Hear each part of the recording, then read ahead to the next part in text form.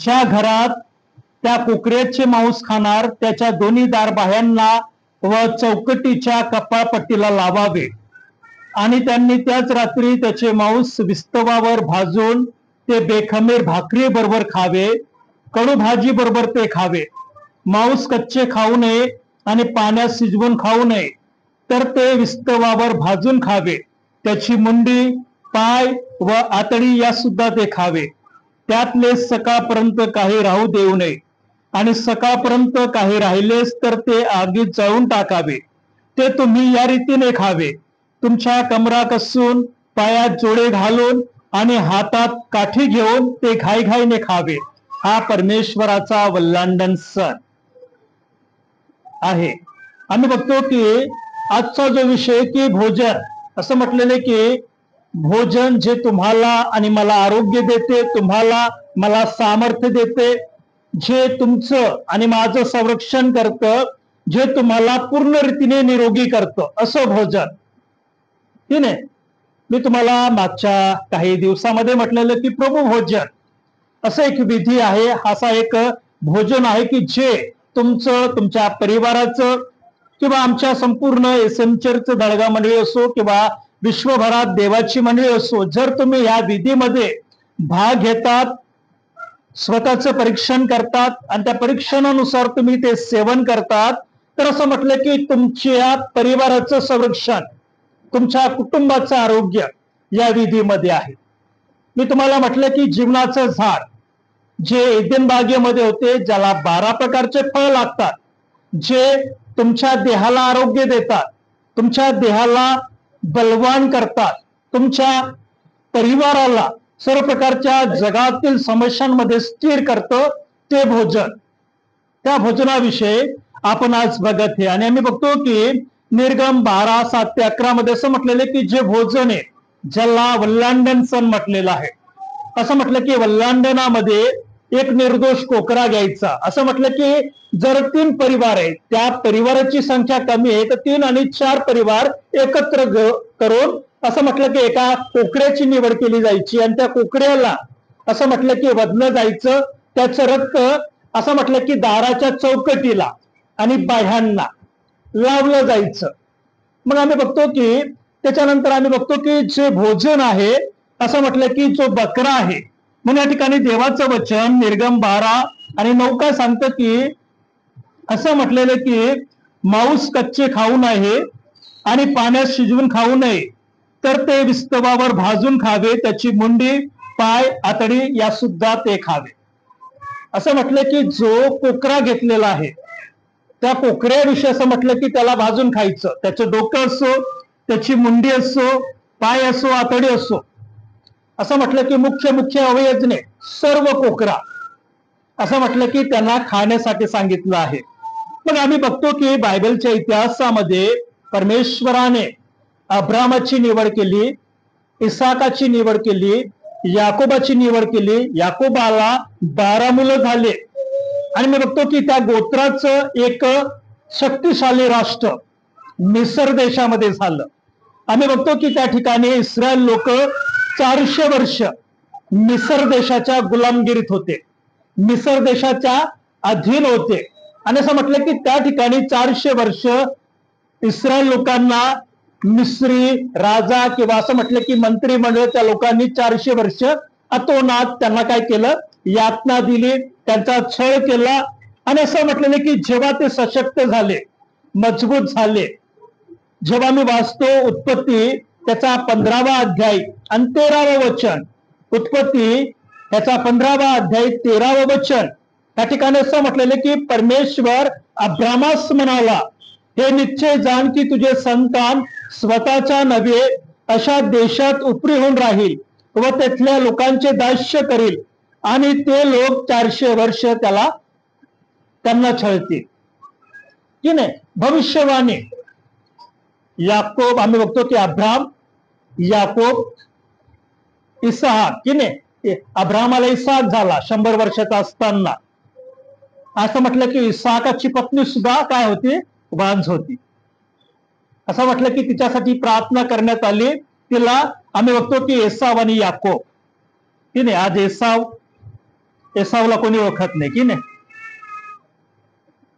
म्हणून आम्ही बघतो की एसावाचे जे वंश आहे ते अमेरिका आहे, इस्रायल लोकांची बाजू घेणारे मोठा भावाचे वंशज. मग आम्ही बघतो की त्याच्यातून याकोबाची निवड परमेश्वराने केली. पण असं म्हटलं की त्याच्या पुढे जे दुःख आहे 400 वर्ष मिस्रामध्ये, आम्ही बघतो की याकोबाचा जो मुलगा योसेफ दुष्काळ पडण्याच्या अगोदर मिस्रात गेला, मिस्राचा अधिपती झाला. असं म्हटलेलं की एक पंतप्रधान त्या ठिकाणी त्या पदावर तो आहे. आणि असं म्हटलेलं की जेव्हा भाऊ येतात त्या भावांच्या द्वारे संपूर्ण परिवार मिस्रात येतो. मिस्रात आल्यानंतर संपूर्ण परिवाराचं काय होतं, ते मृत्यू होतं. आणि असं म्हटलं की नंतरचा राजा जो इस्रायल प्रजेला ओळखत नाही, असं म्हटलं की योसेफाला ओळखत नाही, तो जेव्हा त्या ठिकाणी येतो तर असं म्हटलं की तो छळ करतो, त्यांना गुलामगिरीमध्ये आणतो आणि त्यांच्याकडून मिस्रामध्ये जे मोठमोठे गोदाम आहे ते सर्व बांधले जातात. रस्ते असो, पूल असो, जी व्यवस्था आहे त्याच्या अधीन गुलामगिरीमध्ये. आणि असं म्हटलं की जेव्हा ते ठिकाणी मजबूत होतात, एक राष्ट्र बनतो आणि परमेश्वराने अब्राम, इसाक, याकोबासंती जो करार केला, कनान देश वतन, जेव्हा तो समय येतो तेव्हा परमेश्वर त्यांची काय करतो, तेथून सुटका करतो. मग आम्ही बघतो की त्या काळामध्ये मिसर प्रभावशाली राष्ट्र होतं. शिक्षणाचं असो, सर्व विद्येचं माहेरघर त्या काळामध्ये, जसं आमच्या महाराष्ट्रात पुणे आहे विद्येचे माहेरघर की नाही, आज पुणे आहे महाराष्ट्रामध्ये शिक्षणाच्या बाबतीमध्ये, त्या काळामध्ये मिसर होता. आणि असं म्हटलंय की त्या काळात मिसर मूर्तीपूजेच्या सुद्धा अधीन होतं. असं म्हटलेलं की जितके देवी देवता ज्या पिढा आल्या ते सर्व देवता होते त्यांच्या. बेडूक ज्याला मंडूक देव म्हटलेला आहे की नाही, जे बी पिढा आले त्या काळामध्ये ते सर्व मिसरचे देवी देवता होते. मग आम्ही बघतो की मिसर हा मूर्तीपूजेच्या सुद्धा अधीन होता. आणि अशा समयामध्ये जेव्हा परमेश्वराचा समय त्यांना सोडवायचा, त्यांना करार केलेल्या देशामध्ये घेऊन जायचं आहे, त्यावेळेस आम्ही बघतो की त्यांची सुटका करायची, त्यांना घेऊन जायचं की नाही. तुम्हाला प्रवास करायचा एखाद्या ठिकाणी आणि तुम्ही आजारी आहे तर प्रवास कराल का? कशाला करणार नाही. प्रवास करायचा आहे ना. असं म्हटलं की त्यांना जंगलातून, अरण्यातून, असंच नाही की जिथे खूप झाडी आहे की नाही. असं म्हटलं की जर अरबस्तान किंवा तुम्ही पूर्ण मुस्लिम राष्ट्र बघाल तर संपूर्ण वाळवंट आहे, दगडांचे डोंगर आहे की नाही. रेतीमध्ये तुम्ही चालू शकतात का? दगडांमध्ये की नाही. जो देश आहे त्यांना घ्यायसाठी हे, तर असं म्हटलं की त्यांचं आरोग्य सुद्धा चांगलं असणं गरजेचं आहे. त्यांचं स्वास्थ्य, संपूर्ण जणांचं स्वास्थ्य चांगलं असणं गरजेचं आहे. मग पहिली गोष्ट आम्ही बघतो की त्यांची सुरक्षा करणं, त्यांचा सांभाळ करणं, त्यांचा बचाव करणं. आणि असं म्हटलं की त्यांना सुखरूप कनान देशामध्ये घेऊन जाणं, त्यासाठी उत्तम भोजनाची गरज होती. म्हणून मी तुम्हाला मागच्या समयामध्ये म्हटलं की जो मान्ना इस्रायल लोकांनी खाल्ला, तर असं म्हटलेलं की त्यांची शक्ती, त्यांचं सामर्थ्य, जे प्रोटीन त्यांच्या शरीराला गरज होती ती गरज मान्नाने पूर्ण केली. म्हणून असं म्हटलेलं की यहुदी रब्बी सांगतात, जेव्हा लहान लेकरं मान्यापासून केलेली भाकर खायचे, तर असं म्हटलेलं की लहान लेकरांना ती भाकर कशी लागायची, दूध घालून केलेल्या पोळीसारखी की नाही. तुम्ही लेकरांना दुधामध्ये पोळी चुरून देतात की नाही, की नाही. लेकरा साखर टाकतात, दुधामध्ये कालवून देतात आणि भाकर असो किंवा पोळीचा काला करून देतो. म्हणून असं म्हटलं की त्या काळात यहुदी रब्बी सांगतात की जेव्हा लेकरं खायचे तर त्यांना दूध घालून केलेल्या पोळीसारखी की नाही. तरुणांना असं म्हटलेलं की मध टाकल्याप्रमाणे वृद्धांसाठी एक पौष्टिक औषध जी भाकर होती की नाही. म्हणून आम्ही बघतो की मिस्रात जाण्याच्या अगोदर परमेश्वराने वल्लांडनाची स्थापना केली. वल्लांडन भोजन, असं म्हटलं की वर्षातून एकदा वल्लांडनाचा सण साजरा करणं.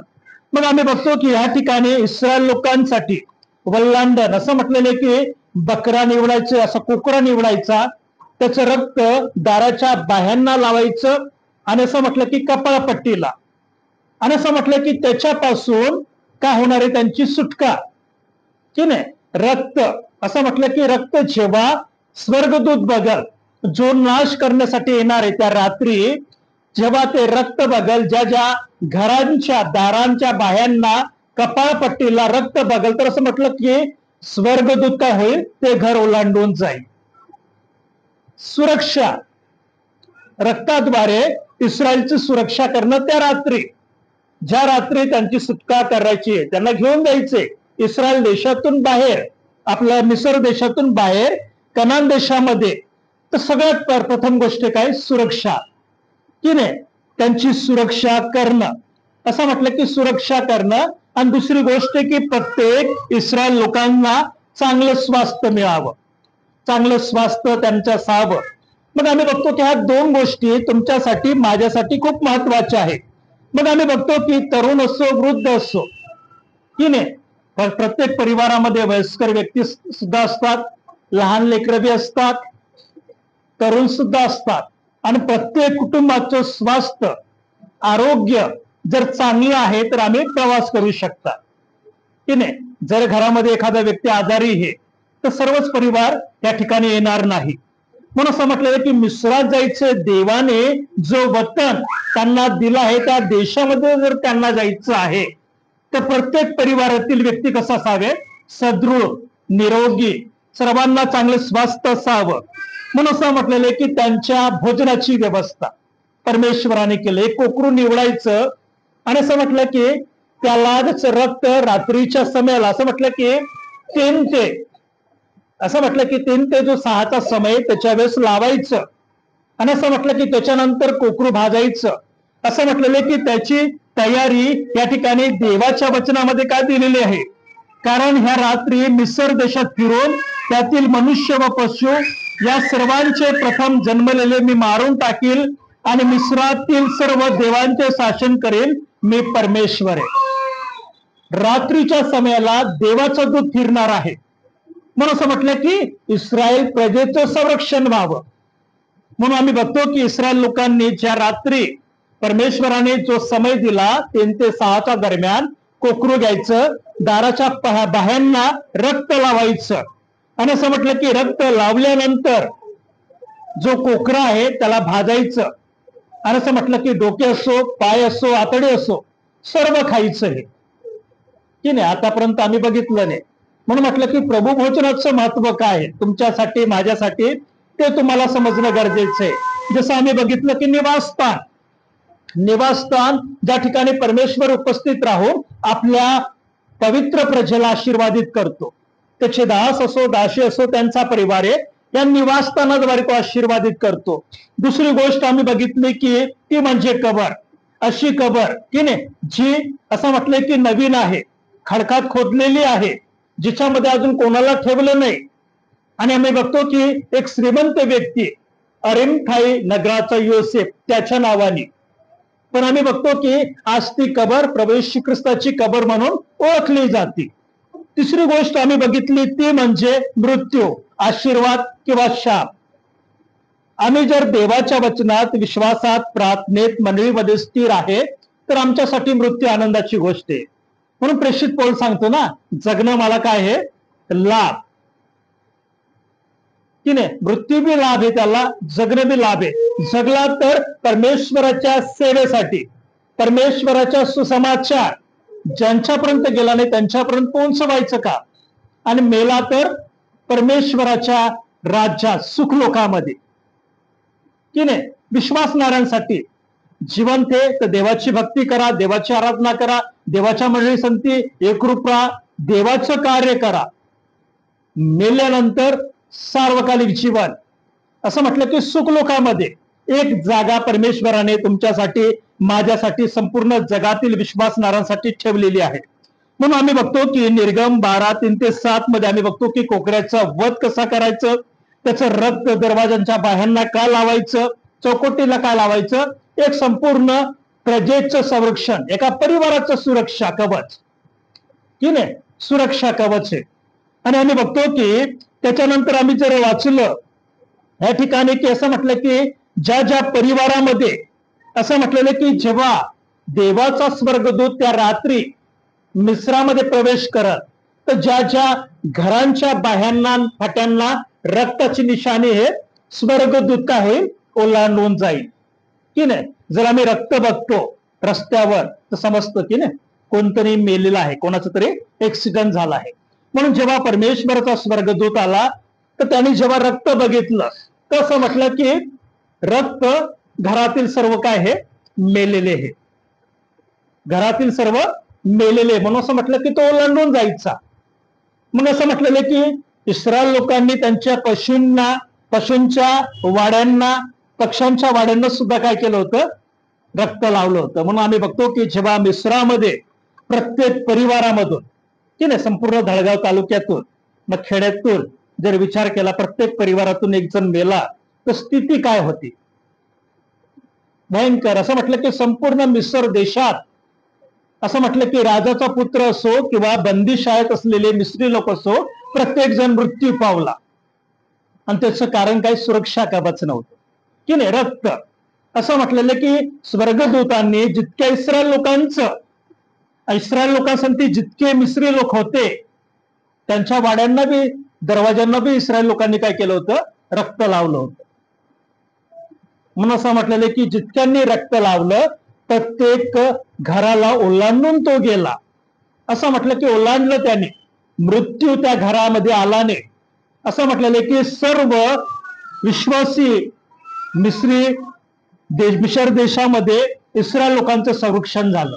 कशाने, रक्ताने.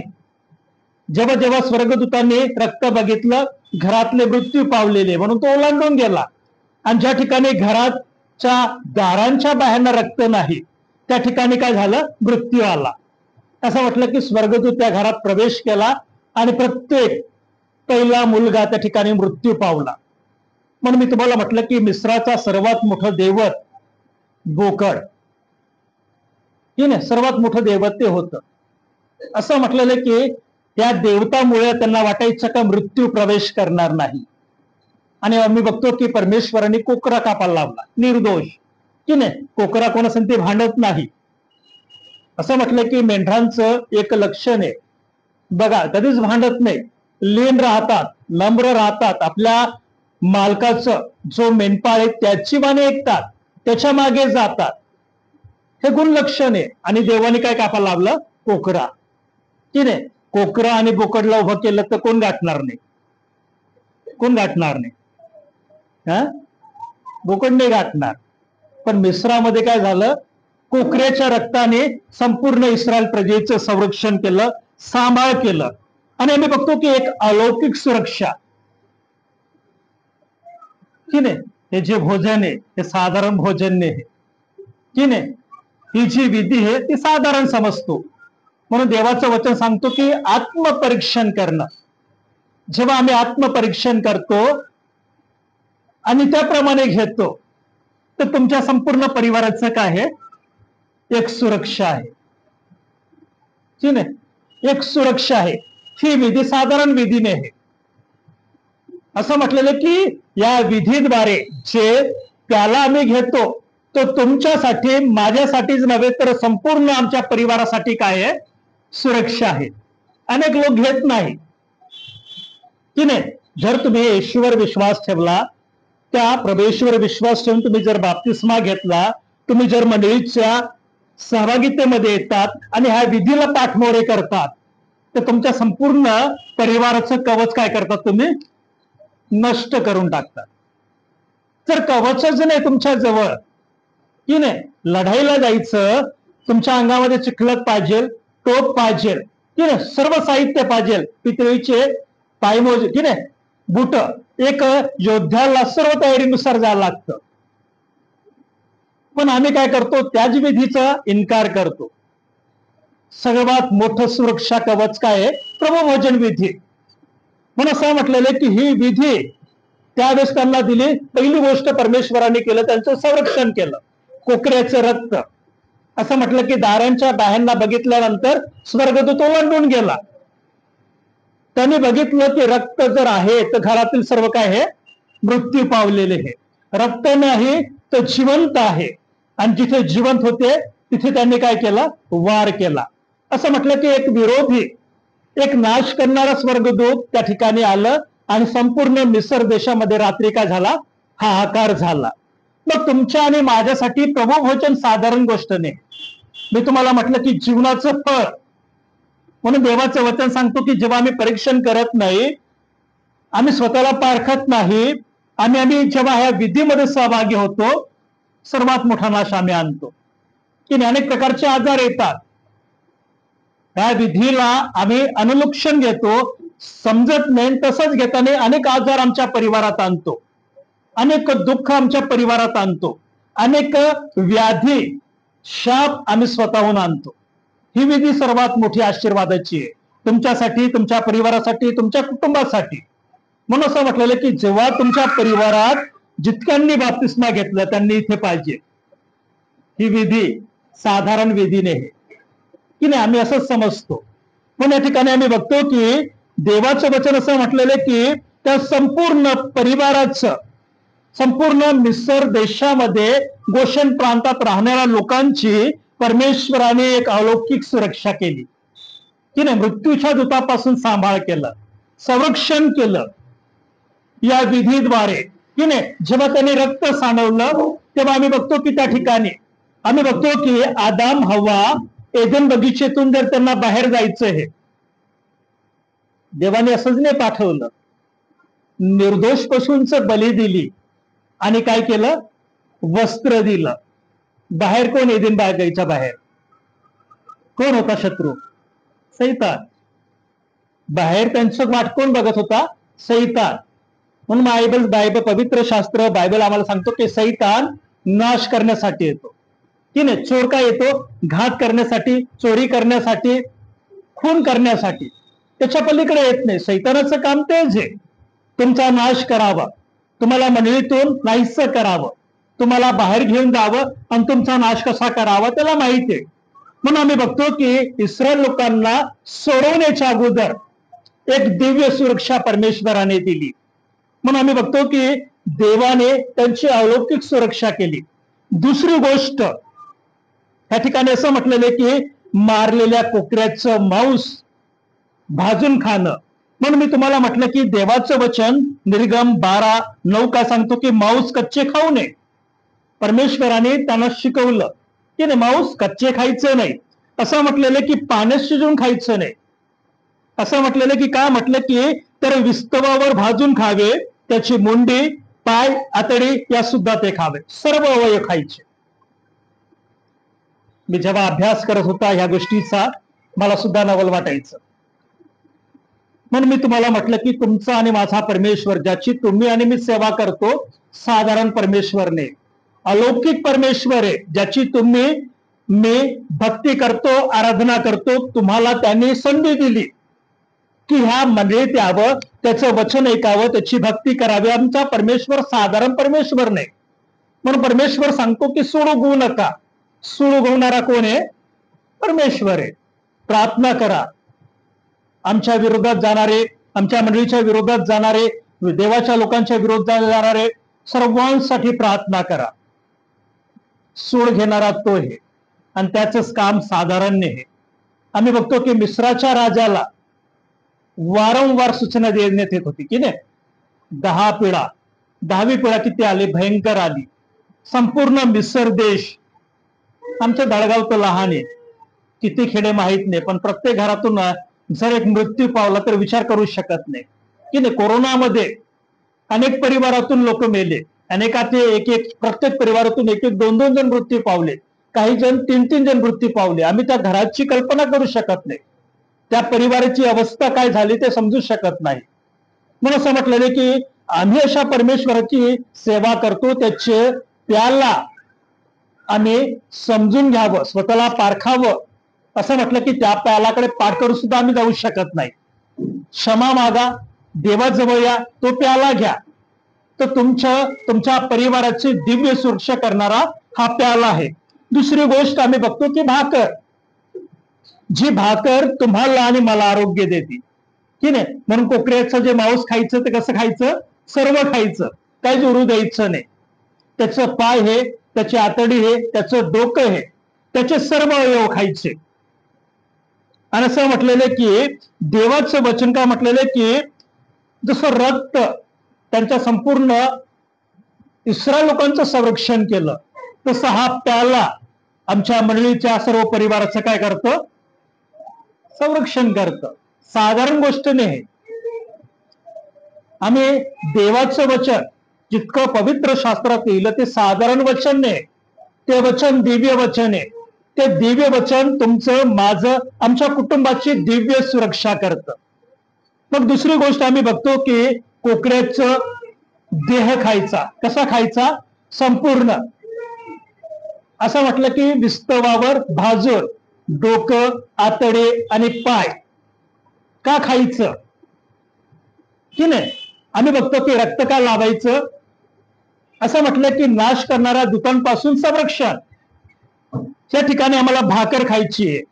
मग या ठिकाणी असं म्हटलं की स्तोत्र 105 आणि 37 जर आम्ही वाचलं, स्तोत्र संहिता 105 आणि 37 जर आम्ही वाचलं, तर असं म्हटलं की त्याने लोकांस सोन्या रुपया सुद्धा बाहेर नेले. इस्रायल लोकांनी मिस्री लोकांकडे, स्त्रियांनी त्यांच्या बायांकडे जे मागितले ते सर्व त्यांना दिलं. कारण असं म्हटलेलं की परमेश्वरची चमत्कार करत होते ते मिस्री स्त्रियांनी फारोच्या मंत्री, असं म्हटलं की मंत्री आणि मांत्रिकांनी बघितलं होतं आणि प्रत्येक वेळेस फारोला सांगायचं की यांना जाऊ द्या.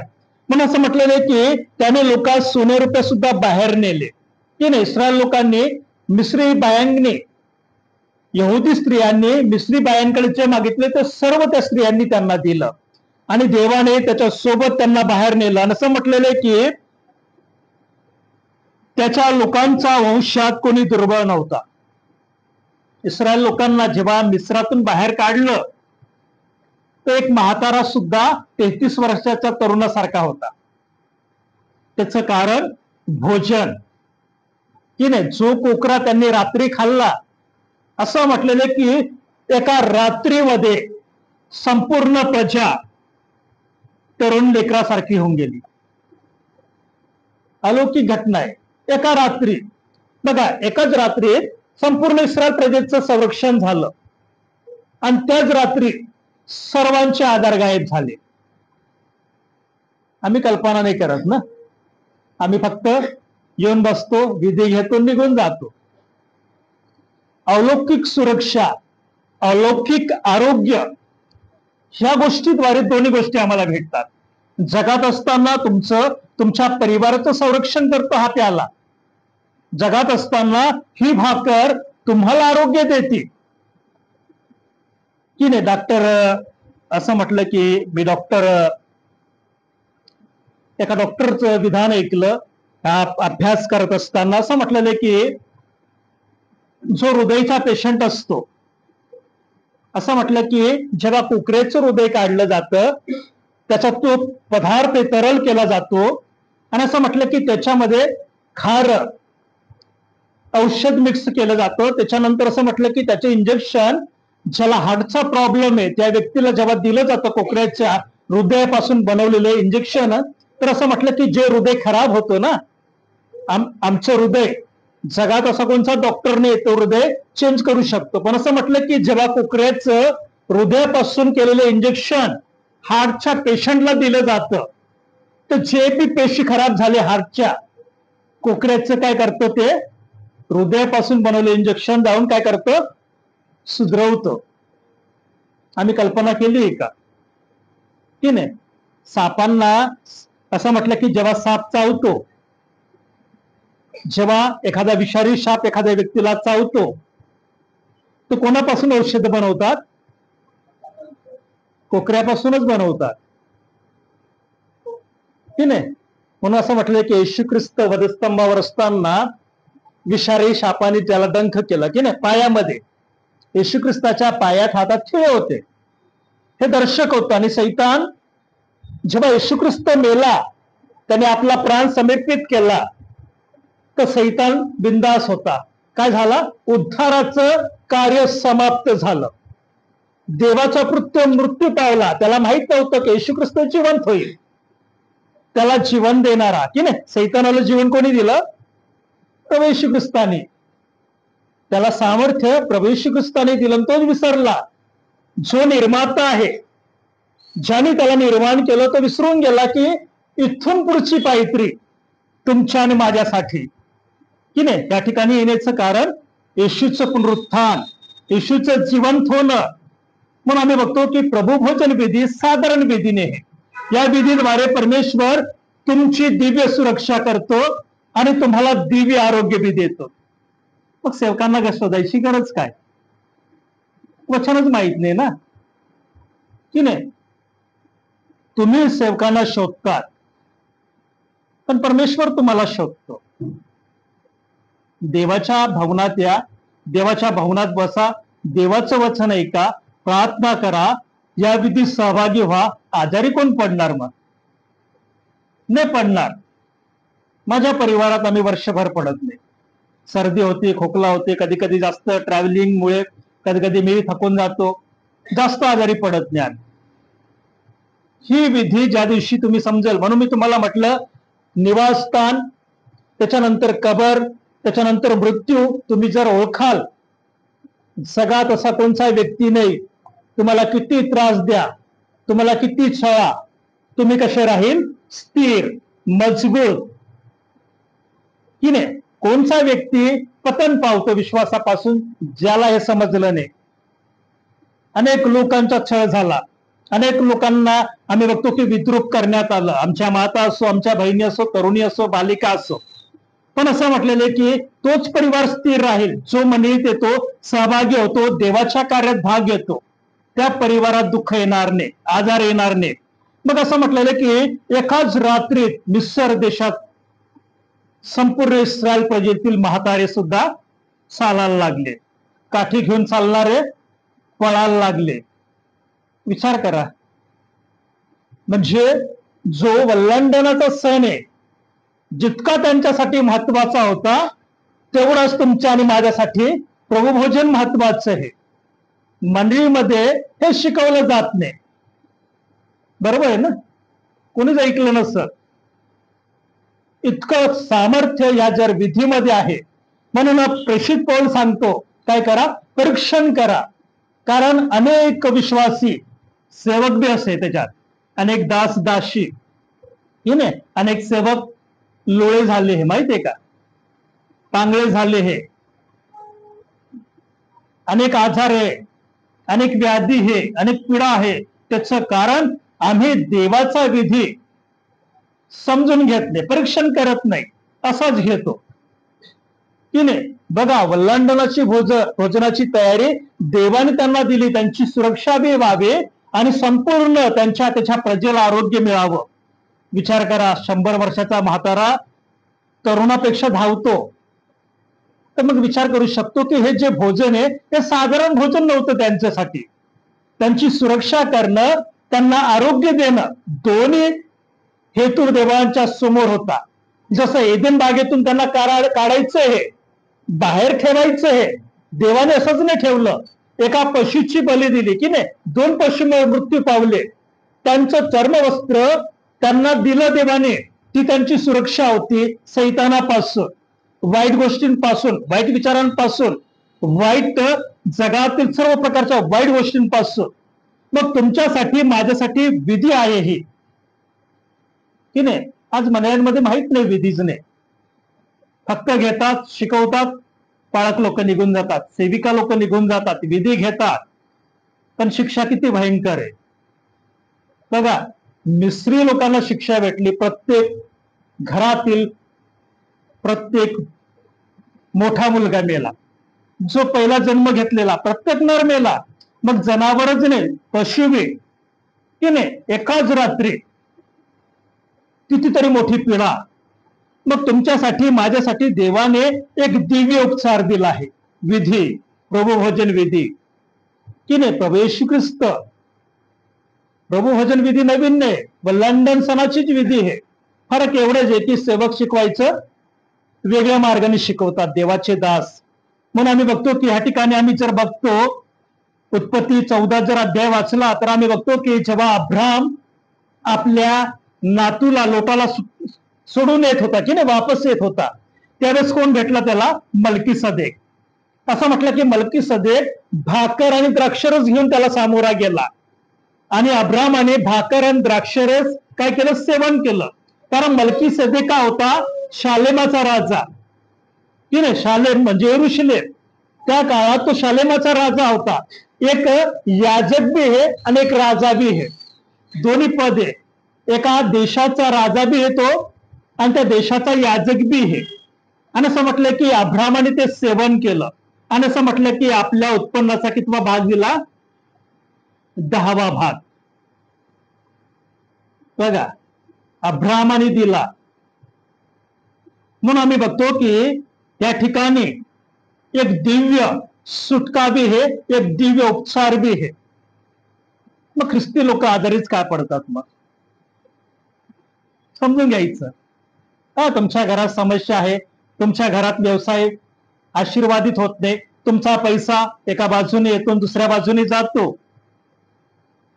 त्याचं कारण ही विधी, साधारण विधीने हे, की नाही, सगळ्यांना शिक्षा आहे. मग मी असो, माझा परिवार असो, जर आम्ही परीक्षण करत नाही, पारखत नाही, क्षमा मागत नाही, त्याच्याकडे जात नाही, तर तुमच्यासाठी माझ्यासाठी दिव्य सुरक्षा, दिव्य उपचार नाही. आम्ही आजारीच पडत राहू. मग ही दिव्य योजना जर देवाची आहे, इस्रायल लोकांसाठी प्रवेश ख्रिस्ताद्वारे ही दिव्य योजना त्याच्या जगातील मंडळांसाठी आहे आणि हिचा उपयोग आम्ही करत नाही तर आम्ही सर्व काहीच कामाचे नाही. बघा, तुमचा आणि माझा परमेश्वर अलौकिक परमेश्वर आहे. तुमचा आणि माझा परमेश्वर आम्हाला आरोग्य देणारा परमेश्वर आहे, जो तुमचा सांभाळ बी करतो, तुमची सुटका बी करतो. एकाच रात्री 2 घटना घडल्या, एक दिव्य सुरक्षा केली आणि काय केलं, त्यांची सुटका केली. आणि असं म्हटलेलं की सर्व मिसर देशात असणारे इस्रायल लोक एकाच रात्रीत बरे झाले, सर्व आजार बरे झाले. कोकऱ्याचं मांस किंवा कोकऱ्यापासून जे लस बनवली जाते ती सापावर बी चालते, किती विषारी साप असतो, की नाही. जी लस बनवली जाते, असं म्हटलेलं की मेंढराला विषारी सापापासून काय केलं जातं, सावा घेतला जातो. आणि असं म्हटलेलं की 15 दिवसामध्ये कोकऱ्यामध्ये विषाला परिणाम करणारी लस बनली जाते, की नाही. त्या कोकऱ्याचं रक्त काढलं जातं आणि त्याच्यापासून सर्वात जहरीले, जगात किती जहरीला साप असतो, कोकऱ्यापासून जी लस बनवली जाते ती त्या व्यक्तीची सुटका करते. म्हणून आम्ही बघतो की जेव्हा आग्या सापांनी इस्रायल लोकांना चावलं तर त्याची प्रतिमा काय करायला लावली, वरती ठेवायला लावली. आणि जितके त्या प्रतिमेकडे बघल त्यांना आरोग्य भेटल. मग तुमची माझी प्रतिमा इथे क्रुसावर जो मृत्यू पावला, ज्याला गाडण्यात आलं, जो जिवंत झाला, तो तुमचं दिव्य सुरक्षा बी करतो आणि दिव्य उपचार बी करतो. मग आरोग्याची गरजच नाही ना ख्रिस्ती लोकांना. बघा, आरोग्य आमच्या जवळ दिलं आहे. देवाचं वचन सांगतं, देवाला आणण्यासाठी स्वर्गात कोण जाईल, वचन सांगतं, कोण जाईल, कोण आम्हाला वचन सांगल, कोण आमची सुटका करल, कोण आमचा बचाव करल, आणि बचाव मंडळीमध्ये उपलब्ध आहे. प्रभू भजनाच्या रूपाने सर्व काही, दोन्ही गोष्टी, दिव्य सुरक्षा भी उपस्थित आहे आणि दिव्य उपचार भी उपलब्ध आहे. म्हणून आम्ही बघतो की अब्रामाने जे कार्य केलं, भाकर द्राक्षरस जुना कराराचं प्रतीक आहे, बाप्तिस्मा जुना कराराचं प्रतीक आहे, सर्व प्रतीक जुना करारातून आले आहे. पण सांगणाऱ्यांनी नवीन कल्पनेने सांगितलं. इस्रायल लोकांमध्ये बाप्तिस्मा आहे, योग्य वय झालं का ते स्वतःहून पाण्यात बुडतात, त्यांच्या स्त्रिया तरुणी पाण्यात बुडतात. एक दिव्य उपचार या विधीद्वारे जर आहे तर आम्ही आणि तुम्ही, तुम्हाला, मला, आमच्या कुटुंबाला आरोग्य पाहिजे, संरक्षण पाहिजे, तुमच्या आणि माझ्या कुटुंबामध्ये आशीर्वाद पाहिजे, तर जी विधी आम्ही घेतो ती अधिक आत्म्याने, अधिक खरेपणाने आम्ही केली पाहिजे. मग आम्ही बघतो की उत्पत्ती 5:10 प्रमाणे आम्ही बघतो की उत्पत्ती 14 प्रमाणे जर आम्ही बघितलं तर सालेमाचा राजा हा प्रभू येशू ख्रिस्ताचं प्रतीक होतं. म्हणून आम्ही जेव्हा इब्रानी 5:10 जर वाचतो तर आम्ही बघतो की प्रभू येशू ख्रिस्ताला मृत्यू पावला आणि स्वतःचं रक्त घेऊन जेव्हा तो स्वर्गीय स्थानामध्ये घेऊन गेला, स्वर्गीय स्थानामध्ये जेव्हा त्यांनी शिंपडलं, तर तुमचा आणि माझा युगांयुगाचा याजक तो राहिला. म्हणून आम्ही बघतो की इब्रानी 5:10 वचनामध्ये काय म्हटलं की त्याला मल्कीसदेकाच्या संप्रदायाप्रमाणे प्रमुख याजक असे नाव देवाकडून देण्यात आले. एक मल्कीसदेक, त्याचा जन्म त्याचा मृत्यू आम्हाला माहित नाही, पण बायबलचा जर अभ्यास केला तर त्याचं नाव सुद्धा दिलेलं आहे इब्रानी इतिहासमध्ये. असं म्हटलं की एक दिव्य याजक, एक दिव्य राजा, प्रभू येशू ख्रिस्ताची प्रतीक. आणि आम्ही बघतो की येशू ख्रिस्त मेल्यानंतर स्वर्गात गेला त्याचं रक्त घेऊन, तेव्हा तुमच्या आणि माझ्यासाठी या जगात दिव्य सुरक्षा आणि दिव्य उपचार कोणी आणला? प्रभू येशू ख्रिस्ताने. मग विचार करा प्रियांनो, प्रभू भोजन तुमच्यासाठी, माझ्यासाठी, आमच्या कुटुंबासाठी किती महत्वाचं आहे. मी तुम्हाला म्हटलं हे जीवनाच्या झाडाचं फळ बी आहे. हे फळ तुम्हाला सर्व प्रकारच्या आजारातून, व्याधीतून सुरक्षा बी देतं, आरोग्य बी देतं. प्रभू भोजन विधी जो प्याला तुम्ही घेतात तर तुमच्या परिवाराची दिव्य सुरक्षा बी करतं, आणि जे भाकर तुम्ही घेतात ते तुम्हाला आरोग्य बी देतं. मग तुमच्या माझ्या जीवनामध्ये हे का दुःख काय आहे, आजार काय आहे, व्याधी काय आहे, पिडा काय आहे, ते देवाचं वचन वाचून तुम्ही शिकू शकतात. म्हणून आम्ही बघतो की परमेश्वराने इस्रायलला सोडवण्याच्या अगोदर त्याची योजना आहे की नाही. रक्ताद्वारे सुटका तर केलीच, पण असं म्हटलेलं की भोजनाद्वारे त्यांना आरोग्य दिलं, त्यांना अरण्यामध्ये चालण्यासाठी शक्ती दिली की नाही. जर तुम्ही निरोगी नाही तर तुम्ही प्रवास बी करू शकत नाही. लांबचा टप्पा त्यांना कितीतरी सप्ताह चालायचं होतं, पायी चालायचंय. आज आमच्याकडे वाहनं आहे, मोटरसायकल आहे, फोर व्हीलर आहे की नाही, अनेक प्रकारचे वाहन उपलब्ध आहे प्रवास करण्यासाठी. पण त्यांना मिस्रातून कनान देशामध्ये जाण्यासाठी चांगलं स्वास्थ्य, चांगलं आरोग्य पाहिजे. त्यांचे वयस्कर लोक, त्यांचे लेकरं, त्यांची पत्नी स्वतःहून काय केलं, देवाने एका रात्रीत त्यांची सुरक्षा केली, त्यांना सुखरूप सोडवलं, त्यांना सुखरूप आरोग्य सुद्धा चांगलं दिलं आणि मिस्रातून कनान देशामध्ये नेलं. मग तुम्हाला आज जगरूपी मिस्रातून कुठे जायचं आहे? कनान देशात, ज्या ठिकाणी यातना नाही, पीडा नाही, दुःख नाही, निराशा नाही, फक्त आनंद आहे, फक्त आराधना आहे, फक्त स्तुती आहे, अशा देशात जायचं आहे. तर ह्या भोजनाकडे तुम्ही कान डोळा करू शकत नाही की नाही, त्याला पाठच दाखवू शकत नाही तुम्ही. हे भोजन तुमच्या परिवाराची सुरक्षा करतं. हे भोजन तुम्हाला दिव्य उपचार करतं तुमच्या शरीरामध्ये. असं म्हटलेलं की कोकऱ्याचे प्रत्येक अवयव, मनुष्याचं बिघडलेलं शरीर, युरोप खंडामध्ये सगळ्यात जास्त ज्या लसी बनवल्या जातात त्या कोकऱ्याच्या DNA पासून, रक्तापासून बनवले जातात, त्याच्या भ्रूणापासून बनवले जातात. की मनुष्याच्या शरीरामध्ये जे कोशिका खराब झाले आहे त्यांना नवीन करण्याचं कार्य कोकऱ्याचं जे रक्त करतं. मग तुमचं आणि माझ्यासाठी ख्रिस्ताने जे प्रतीक दिलं, भाकर आणि द्राक्ष रस, किती मोठा उपचार आहे मंडळीसाठी. मग आम्ही जर ह्या भोजनातून, या प्याल्यातून, या भाकरीतून विश्वासाने खातो तर तुमच्यासाठी आणि माझ्यासाठी देवाचं दिव्य उपचार आहे. परमेश्वर या वचनाद्वारे तुम्हाला आणि मला आशीर्वादित करो.